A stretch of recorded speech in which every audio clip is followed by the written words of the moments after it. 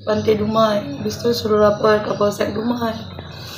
Habis itu kami dikirim Sherlock sama dia, pas dicek sama polisi bukan daerah kawasan Dumai, tapi daerah kawasan Selangor, masih dalam kawasan Malaysia. Jadi orang polisi di sini nggak bisa tangani karena nggak tahu daerah mana, itu masih di Malaysia. Pada itu berarti kami teleponlah ke abang sana suruh cari, kayak gitu juga jawabannya.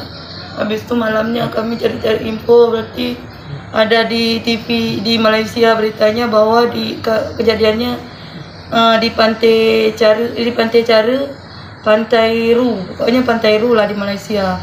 Makanya kami tahu bahwa di situ ada dia di dalam bot itu, karena dia waktu rekaman suara itu dia bilang, "Dek, tolong jemput abang tinggal sendiri di sini karena di dalam speed," dia bilang. Berarti dia dalam posisi dalam speed, cuma dia tidak bilang dia kena tembak, nggak bilang.